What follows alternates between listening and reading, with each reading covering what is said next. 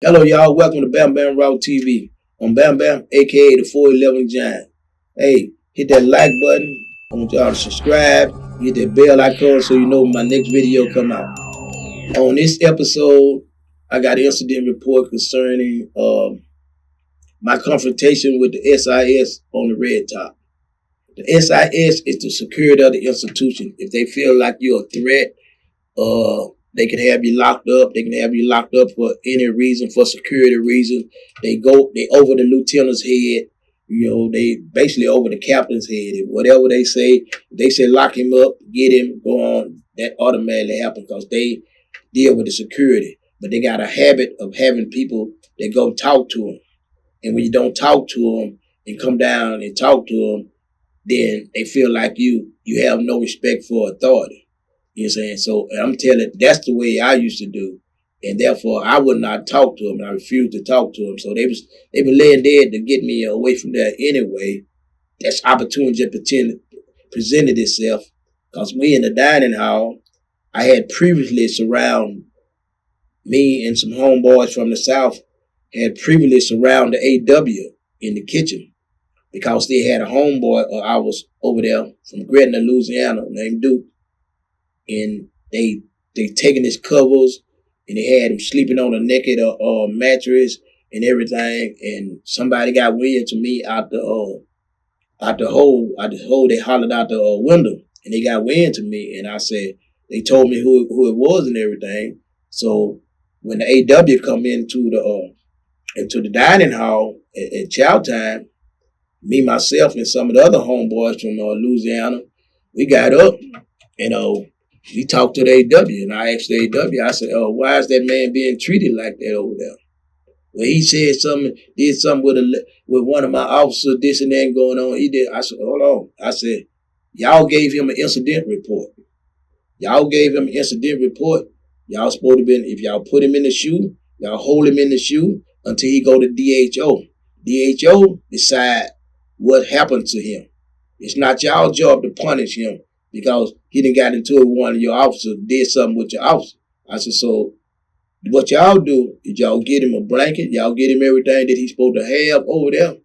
If you don't, then y'all gonna have a whole lot of problems on this compound.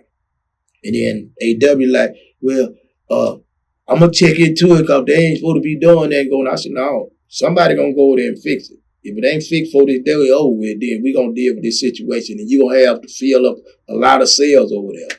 And so the AW Mariana said, well, listen here, Bamm.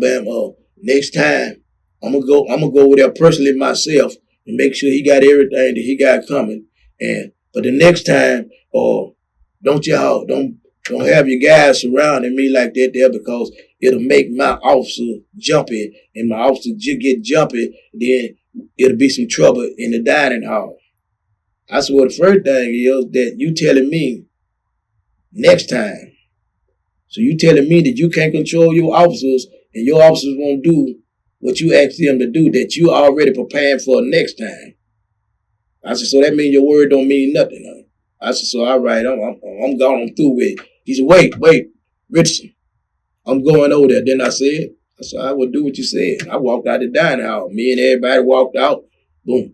Went to the yard, looking for them. If they want to come do it, we were going to do it on the yard. We didn't want to be stuck in our cells so they can come running their on us. So we out on the yard. So we come back in the yard, stay out there about 2 hours. We come back in on the movement. 2 hours later on the movement, and we'll be running by. We coming by there. I got the homeboys hollering chicken on Duke. And they say, hey, what's up, Duke? Duke, is he all right? What did he said, yeah, the AW came over here, man. He gave me everything. He got everything he got coming. He good now. I said, all right, went on. So that's why SIS was already mad at me. This time I come out the dining hall. I'm walking out the dining hall. So the SIS said, hey, Bamm. Hey, hold a minute. I need to talk to you. I said, talk to me for what? He said, I need to talk to you, but I said, listen, man, I don't do no talking to y'all. I said, I don't do no talking to y'all. I said, I'm finna go to my unit, get ready for the count. Listen here, you got too many people in the hole. It's too many people done been put in the hole. I said, I ain't ran nobody in the hole. So I don't know what that got to do with me. Well, we know that anybody that got ran up from the south, you had to get an okay. I said, man, I don't get nobody no okay. But yet and still, they lied. Like I said, I was the leader of the South. So anyway, I said, man, I don't tell nobody nothing. I said, man, I'm doing my time for me. Well, you gonna come down here and talk or what? I said, no, I'm not coming. Simple as that, man. I don't talk to y'all. Well, I tell you what, if you don't, then I said, I tell you what, if you put your hand on me right here, then we're gonna deal with this situation right here, me and you. And by that time, some homeboys started coming out. So he turned around and seeing the homeboys coming out. So as soon as they come out, they went back in. They turned around and they went back in and told the other homeboy, hey man, SIS got Bamm jammed up out here. And so by then, so he turned around and left. So I walked on I go to the unit. I'm trying to get back to the unit because I got some wine in there. So I get back to the unit. I'm waiting for them to do the count and going on. So I can drink my wine. Then I start hearing they lock us down for 10 o'clock count. Then I hear the boots coming like this. So I peep out the crack of my door and I look. I said, man, I said, they finna go team somebody. I said, shit, somebody finna get teamed. And then I look and I thought about it. I said, oh man, they coming at me, huh? So then 10 of them coming down there with their boots and their shield and their helmet. And they coming on down my way. The closer they get, the more I know it's for me. So 5 stopped right there on that side of my door. Then 5 more went around and stopped that side of my door. So that's when they said, the lieutenant come over with his shield. They got their gas. Richardson, we gonna need you to cuff up and submit to restraint. I said, for what? Because we told you to submit to restraints, cuff up now. I said, I need to know what I'm cuffing up for. How I know y'all ain't taking me somewhere to just whoop me like that there. You've been told to submit to restraints and going on, but all the time I'm just killing time because I know really they don't want to gas. They didn't want to gas me like talking about it. Number one, we was too close. Our cells in there so close. And when you gas somebody by right, if you make the dude stand on the policy by right, if you gas me on that hallway, you got to open them doors and you got to open them cells and let them dudes get some air. Because it's going to take when they gas me, it's going to take a few times. It ain't going to just be no one squirt and it's over with. So anyway, he kept on telling me, and I'm steady drinking. I said, for what? Just let me know, man. I'm going to submit the restraint once y'all let me know what's going on. But I'm just trying to buy time. And I'm buying time. So by the time I drunk my whole gallon of wine, I'm good. Well, whole 2 quarts of it, I'm feeling good. So I said, okay. I said, all right, I'll cuff up. They cuff me up and they go take me to the hole. They take me to the hole. They say, you on investigation. I said, I'm in investigation for what? They said, don't worry about it. You'll find out. I said, okay. So they came on. They put me over there and everything. The warden come back. He said, Richardson, you're on investigation for threatening the officer and blase. I said, well, I ain't threatening the officer. I talked to a person. They talked to me like they was a man. I was talking to them like they a man. So simple as that. I'm a man. They grown. I'm grown. I'm talking to them like I'm supposed to. I'm not gonna bow down. I'm incarcerated. I ain't been demasculated. So he like, well, that's where you're gonna have to be back here until we decide what's going on like that there. I can do what to do, but I bet you what, I'm gonna be back here by myself. Y'all I'm gonna be back here. I'm gonna take up 2 spots. And so the ward said, well, we got people, we got people that can get you. I said, well, okay, we'll bring them on in. I said, that's what you do. I said, you get your team and bring them on in and see what we're gonna do. I'm gonna put them right back out. So when we go on, they come there. And then I thought about it. I said, now, if I let one of these dudes in here, end up having to hurt one of these dudes over the police, I'm just not going to let them in.